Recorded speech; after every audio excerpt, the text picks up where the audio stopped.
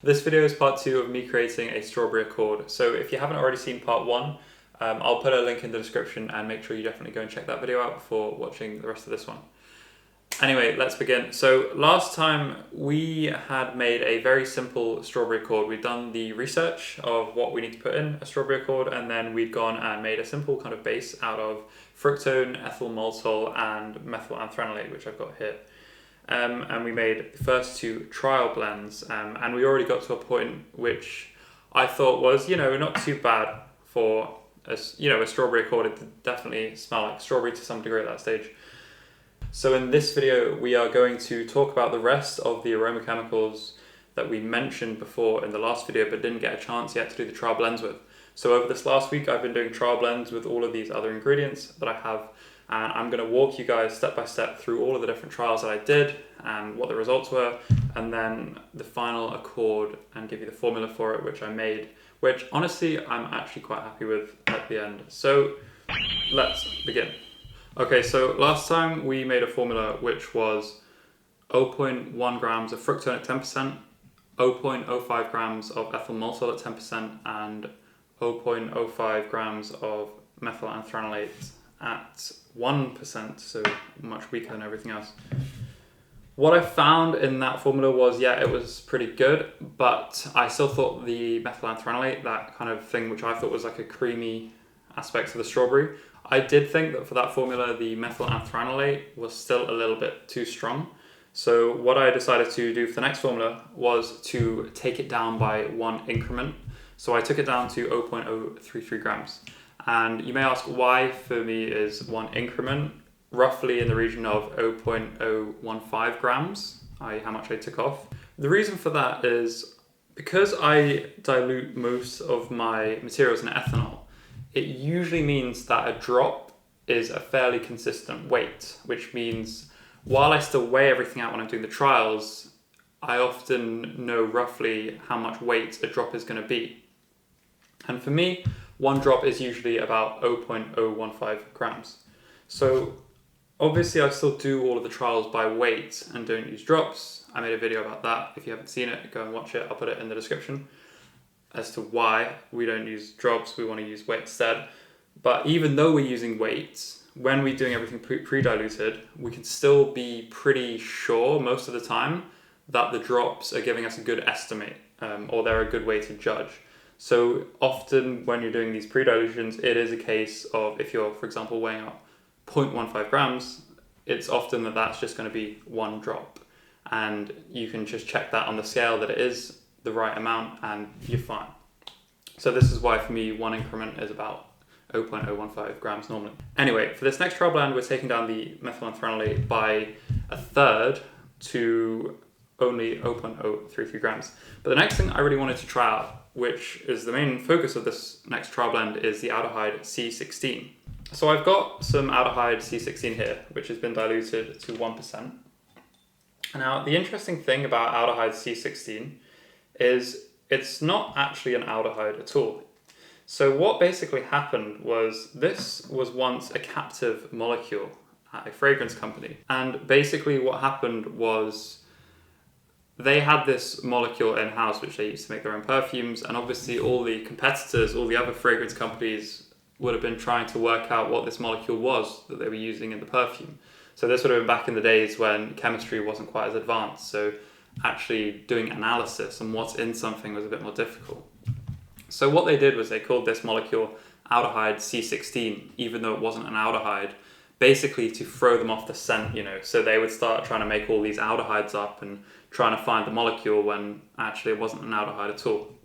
So that's how it got this name, Aldehyde C16, but it's not an aldehyde at all.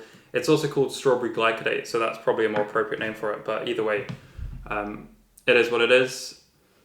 Anyway, if we smell this, it's funny because it kind of smells like strawberry, it kind of smells like berry, it smells like a red if it was a colour to me, and kind of a fruity smell. But it also has this kind of champagne-like nuance and this kind of gummy bear or sweets kind of nuance. It smells like strawberry in that it's a bit like strawberry, but it doesn't really smell like an actual strawberry, if that makes sense. It just kind of smells similar in some degree. Anyway then, as for the blend, I decided to add 0.1 grams at 1%. The reason I chose to do it at 1% as opposed to 10% was because this stuff is actually quite strong. If you smell it at 1%, it lasts on the scent strip for a long time. You can still smell it quite strongly. So I didn't want to overpower everything else in the blend. I still thought actually using 0.1 grams at 1% would probably still be quite strong. So let's go to the trial then. And what does it smell like? So when that has gone in the blend, it definitely hasn't made it smell more like a strawberry. But what it has done, I think, is it's made it kind of closer to like a gummy bear or like a Haribo, like a strawberry flavoring, but not like a realistic strawberry. I mean, it seems like it's taking it away from the direction we want to go, right? It's not really making it a better strawberry, but at the same time, it is interesting to note that it's giving you that kind of gummy bear effect.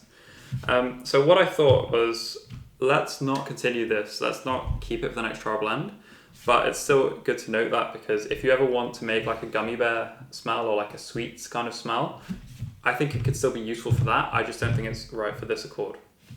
So having done that with the Aldehyde C16 or strawberry glycidate, we decided to drop it. And then we moved on to the next thing, which was the ethyl butyrate and the ethyl to methyl butyrate. So as you may be able to tell by the fact that the names of these two are pretty similar, they are in fact very chemically similar, and also they actually smell very similar. Right. Okay, so firstly for the ethyl butyrate, so I've got it diluted here at 1%, but honestly it does smell quite pungent still and quite strong, but it definitely has a very strawberry kind of note to it. It doesn't smell like a whole strawberry, but it really smells like that kind of fruity, juicy aspect of a strawberry. But it also smells a bit like really strong, almost got like a chemically aspect to it. But this is because this is an ester, and esters commonly have this effect where when you smell these, unless they've been diluted quite a lot, they can give you this kind of like chemically aspect, and it's just because these things are so pungent and strong. Next, for the other version, which is the ethyl 2-methyl butyrate, again, it smells very similar. It's like that juicy kind of fruity aspect of a strawberry. Both of these, given that they're quite similar, I decided to do kind of an A-B split test, or kind of do two trial blends which were the same, except from one trial blend I used the ethyl butyrate, and in the second trial blend I used the ethyl 2-methyl butyrate. So in both of these trial blends I used them at 10% and I used them at 0.05 grams to see what it would be like. Okay, so it looks like my camera decided to cut out here. I'm really sorry about that, but we're missing about 5 minutes of video. I'm now just recording this in post-production while I'm editing the video. But I'll quickly go over what happened with the trial blends until the video comes back. So we did this split test with the ethyl butyrate and the ethyl 2-methyl butyrate, both with 10%, 0.05 grams. What I basically found was these definitely both did help to some degree, as in they made the strawberry really kind of pop. They made it a bit more fruity, a bit more juicy, really gave it a bit more character. They really had quite a strong effect straight away, and then they died down. So it really also created this kind of gap between the strength of the perfume initially and then after 5 minutes or so when these things are mostly gone. And how do they smell different from each other? Well, honestly, the two blends do smell very similar. There's definitely a difference. You can notice the difference, but it's something that's hard to put into words. So it's kind of tricky to explain what that difference is because it's so subtle. For the next blend then, I decided to lower the concentration of these esters overall, but also use a bit of each. So as you can see here, instead of the 0.05 grams total of just one of the esters, I've used 0.03 grams total, but it's been split into 0.015 grams each between the two esters. And part of this is just to try to get a bigger variety of molecules in there. We know that in nature, there's normally hundreds of different molecules inside of things that can make it smell. So I think that adding a wider variety of molecules to the accord hopefully will help trick the nose into seeing it as more realistic. I don't know if that's true or not, but we're going to try it and see. Once I'd made this blend, it smelled pretty good, pretty similar to be honest to the blends before it. maybe the esters are still a bit too strong, and also mixing the two together hasn't really had some massive game-changing effect, but that's kind of to be expected. So the thing is, now we've got all of these fruity esters in and all that fructone from before. The thing is, the strawberry is really kind of starting to, I think, smell a bit one-sided. It's really got a lot of that juicy kind of very sweet strawberry aspect to it, but it's missing a little bit of realism. So this is a perfect opportunity to go and add the cis-free hexanol, which is the fresh cut grass smell. The same thing that I used to add the realism in the pineapple accord. So talking of the pineapple accord, I actually went back to that and used it as a reference to estimate which starting level I should use for the cis-free hexanol. So I went and worked out the concentrations, and I found that using 0.033 grams of cis-free hexanol at 1% was probably a good place to start. Once I'd added the cis-free hexanol, I did firstly question if I could actually notice it or not. I thought I might have to up the level. But then as I kept smelling the accord a little bit longer, then it came through really, really strongly. And I noticed it quite a lot, and maybe I almost had a bit too much of that grassiness, and then it died away again because it is quite a top note after all, so we're not expecting it really to last too long. Now this kind of confused me for a bit. I was trying to work out, does that mean I should increase the cis-free hexanol so I can smell it at the start? Or does that mean I should increase the fruity esters, so the ethyl butyrate, for example, in order to kind of cover it up a bit more at that point when it's getting really strong? So I thought about this for a while, and eventually I came to the conclusion that what's going on is the top notes are too strong. The top notes being the two esters we just added and the cis-free hexanol. And when I'm saying top notes here, this whole accord really is a top to mid note accord. So these are kind of like the hyper top notes, the super top notes. Anyway, what I decided was probably what's going on is that at the beginning, I guess these esters are the most volatile or the most top note things. So they're really dominating to begin with. And then once they're kind of gone, the cis-free hexanol is the next thing to go and dominate until that's gone. And then it goes back to the rest of the normal accord, which is pretty much what it smelled like after that. So what I thought was, well, it doesn't really make sense to have the top notes dominating the bulk of the accord, what's actually going to last there for most of the time, which is our original ethyl maltol, the methyl anthranilate, and the fructone. So what I decided to do was really decrease the levels of these top notes in comparison to the rest of the accord to help the rest of the accord shine through, so that these top notes are just very subtle effects and they really blend more into the body of the accord rather than trying to stand out for a second. The way I kind of thought about this was, I guess it's a bit like, on the piano when you're playing a chord, this is kind of what you want the accord to be like. Now you can also play an arpeggio when you play the notes one after the other, and it still kind of sounds like the chord, but it's a completely different style of the accord being more dynamic. What I think we want to go for here in terms of our perfumery accord is something that's a bit more constant. We don't want to have an accord which starts off smelling more sweet and fruity, and then it gets to smelling a bit more grassy, and then it goes to smelling a bit more silky strawberry at the end. We kind of want a strawberry that's a bit more stable so we can use it in more situations without having it kind of behaving weirdly in the perfumes that we're going to use it in eventually. Anyway, I addressed that in this next blend, and that is when the video starts working again, so you can watch it in full Technicolor HD. Enjoy. So what I decided to do in the end was basically to third everything to make those top notes weaker in comparison to the mid notes. So really the mid note starts to shine through more and bind everything together. So what I did was I took the cis-free hexanol down from 0.050 grams to 0.015 grams. And then I also took the fruity esters and I used a lower base concentration of them in order to get the thirding of the overall concentration. So I used them at 1% instead of 10%. Now, this next trial, which is when I put all this together,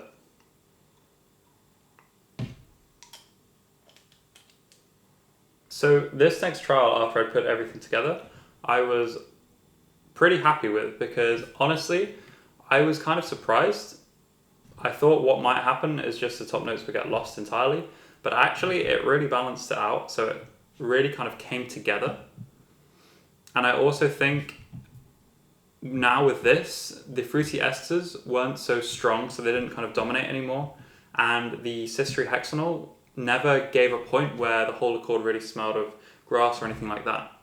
So the whole thing blended together really well, and overall the kind of effect of this whole thing with the cis-3-hexanol was, I think that it does smell a lot more realistic with that kind of slight touch of that green natural smell to it.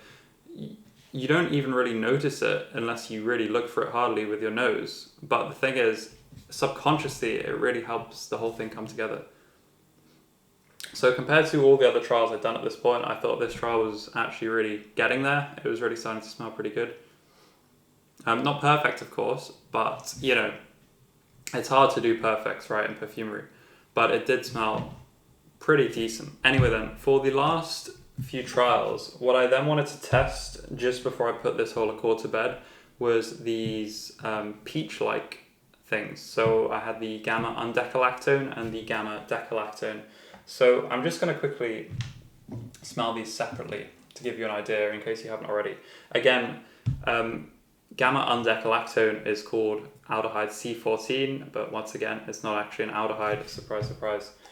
So if you ever hear Aldehyde C14, again, no, it's not an aldehyde. So this one is here, and we've also got Gamma-decalactone, which is pretty similar. It's just very slightly different in terms of chemistry.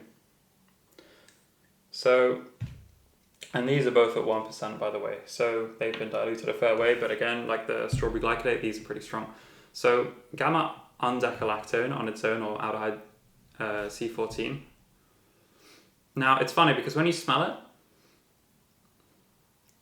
it smells a bit waxy, to be honest. It does have this kind of slight peachiness to it, but it mostly just kind of smells a bit waxy. But the crazy thing is, as soon as you start adding this into blends, it makes them smell of peaches. So it's pretty interesting. And then you've got its neighbor or cousin, which is Gamma-decalactone.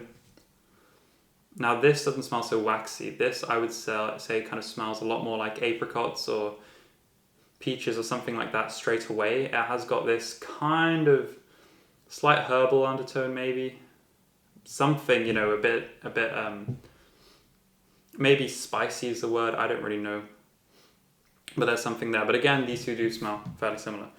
So I've read, basically from last time into the papers we looked at, or the articles, that these two things can actually be found in the strawberries. So it makes sense to try them, even though naturally you think they're only going to be really working in a peach accord. So I went to make these two blends, and what I did was, again, I knew that these things would be quite strong, so I wanted to keep them kind of weak. So I used them at 1% and I used 0.033 grams. Again, just like with the two esters, I did this kind of split testing. So I made exactly the same accord, but with firstly the Gamma-undacalactone, and then secondly with the Gamma-decalactone. So again, I was already quite liking the accord before this stage. And honestly, I was kind of skeptical about these two because I thought it's just going to make it smell like peaches. But when I actually smelled them, I was pretty surprised. So firstly with the Gamma-undacalactone, the one thing I noticed as soon as I smelled this was it really does make the strawberry better. It's hard to describe how, but it just makes it a bit more like juicy. And it made it smell a bit more like, you know, the strawberry that you find in like Ribena. I don't know if you've had like strawberry Ribena or strawberry Clippo. For some reason it made it smell more like that, which I don't think is a bad thing because the strawberry flavoring in that is like pretty damn juicy, you know, it's pretty good, it's not too bad. And yeah, like honestly, this just blew me away a bit how well it affected the blend, because honestly I thought it's just going to make it smell like peaches, but no. The only thing about this was after a while, after the kind of rest of the top notes had evaporated, you can smell this Aldehyde C14 smell a little bit in the background. If you know what Aldehyde C14 smells like, that kind of waxy thing, you still get a bit of that, which is the only thing I was a bit skeptical about. And then the Gamma-undacalactone. This one, again, smells pretty good. Like, it pretty much gives almost exactly the same effect. But I also think maybe this one goes a bit too far on the Ribena side of things. It almost makes it a bit too much like that kind of blackcurrant Ribena kind of flavoring, or smell, that kind of thing. Which isn't necessarily a bad thing, right? Because now I know if I want to make a blackcurrant accord, then this is the place to go. You know, you want to get some Aldehyde C14, get some Gamma-decalactone. But yeah, I think at this stage this was a bit too much. So yeah, that was surprising how well that worked. But again, I still wanted to get rid of. So I like the first trial, right, the one with the C14 in. But I still wanted to get rid of that C14 waxy note. So I thought I'll do one final trial, which will just be halving the Gamma-undacalactone Aldehyde C14 down to 1 drop instead of 2, or 0.015 grams instead of 0.033 grams. And anyway, this was the final accord I ended up at. And I've got to say, it's not too bad, no? So yeah, this accord actually, I think it's pretty good. You've got the real like juiciness, that really strawberry fruitiness coming in from the esters, the Aldehyde C14. You've got that naturalness from the cis-free hexanol, but it's dosed at such a low level that you don't really notice it. You've got obviously that kind of core base of the fructone, the ethyl maltol, that tiny kind of methyl anthranilate touch, which just gives it a bit more complexity, a bit more of a creaminess. I still think that the methyl anthranilate is something that's pretty optional. I think you can just remove that if you want, and it will probably make your strawberry smell a bit different, but not necessarily any worse. And yeah, so that's pretty much it. That is my strawberry accord, which, yeah, I hope you guys can make this yourself and enjoy it. The formula you should be able to see on the screen. So if you want to know how to make it, just copy that formula and you've got yourself a strawberry accord. Now, one final thing is, I just wanted to mention this because I thought it was really cool. So when I was making all of these blends, one night I was actually working on a new perfume that I'm going to be releasing at some point for my brand. And that perfume has some vanillin in it, which is very common aromachemical. It smells of vanilla. So I had all the pipettes out, right? I just made the strawberry accord, so I had all these strawberry scents in the air as I was blending. Again, this is why I don't smell things. Like now I'm smelling things, evaluating them, you know, on the kitchen table, but not really where I blend things, because when you blend things, the air gets saturated and then your nose can't smell properly. So I was blending all of these things and the whole thing, kind of the whole air smelled of strawberry. And I noticed that as soon as I took out to make this next perfume, the vanillin, and I put that into that other perfume. So now I had vanillin and strawberry mixing in the air. And suddenly these two things mix together. And when you put them together, it's just, you get exactly the smell of strawberry Nesquik. I don't know if you know what Nesquik is. I guess it depends where in the world you live. But basically it's like this strawberry milkshake thing that I used to have when I was a kid. I think it's pretty common. So it's like this strawberry milkshake smell. And I kid you not, having these two things together smells exactly like Nesquik strawberry milkshake. So basically, if you ever want to make something that smells like Nesquik strawberry milkshake, all you got to do is take the strawberry accord, put in some vanilla, and wow, it's just insane. This is one of those moments, you know, in perfumery that makes the whole thing seem pretty cool, because you just make this thing and you're like, wow. Yeah, so I thought that was kind of cool. Anyway, that's pretty much it for the strawberry accord. Anyway, apart from that, yeah, quick updates for the web store. I'm now offering free shipping on UK orders over £50 or free shipping on international orders over £100. Still can't ship perfumes internationally, unfortunately, because of all these flammable goods restrictions, but you know, hopefully at some point I'll work it out. I've also added for the first time a kind of mini ingredients kit that you can buy on the store. Unfortunately, because of all the shipping restrictions, I couldn't put everything in it at this stage. So the ethyl butyrate, which I used in this video, for example, is technically flammable, so you can't ship it. But other things like the Aldehyde C14, these aren't actually flammable, so you can still ship them within the UK. So what I've done is I've made this kit where I've taken 12 of these tiny little bottles, which are 3 milliliters each, and I basically got a massive list of things, and you can just make your own effectively kit of ingredients, and it's £40, and you get 12 of these bottles, so it works out at about £3.33 each. Now the reason that I wanted to do it like this was because if normally you're buying kind of, you know, a full 10 ml bottle or something, the problem comes in when you might be paying like £8 for this 10 ml bottle, which is great, but what happens if you order it and you find out you don't actually like the thing that you got? You've still kind of spent £8 on 10 ml, which isn't the end of the world, right? But you've only got to buy 10 of those and you've already spent 80 quid. So just to try 10 things, you spent 80 quid. So the idea here was to make just much smaller bottles and then not charge as much. So if you're looking to try new things, new aroma chemicals, without actually having to spend as much money, this is a great way to do it. So you basically get your 3 milliliters, you can see if you like it or not, and if you do what I do, which is pre-dilute everything before you actually go and use it in blends, that 3 milliliters is still going to get you quite a lot. 3 milliliters will normally get you about 25 to 35 milliliters once you've diluted it at 10%. So if you think about actually using that in blends, it's going to last you for ages, especially some things which are already strong, and you're going to dilute them to like 1% anyway, so you don't really need much more than 3 milliliters. I normally find like 3 milliliters last me at least a year when I'm blending. So I thought it'd be a good idea to offer these kits and see if people are interested in them. I don't know if people are interested in them, but if you are, definitely go check it out on my web store. You also get a free little kind of perfumery rack. Basically, this just means you can like pick up your ingredients, move them around, and you can also have them all like nicely organized as opposed to like bottles, which like always just getting messed up. So yeah, I think it's pretty cool. If you're looking to try more ingredients without spending too much, I would definitely check this out. It's probably the cheapest way that you can do it. Again, this is only shipping to the UK, unfortunately, just because of all the shipping laws at the moment. So if you're not in the UK, I'm sorry, but you can't order it. But apart from that, yeah, that's pretty much everything I've got for today. That's about it. I really hope this strawberry accord can help you guys. Please let me know if you get around to making it and trying it. Tell me what you think of it.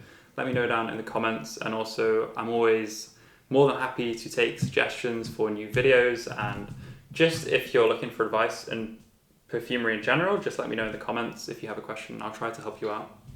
So apart from that, have a great week, guys. Thank you very much for watching, and see you soon.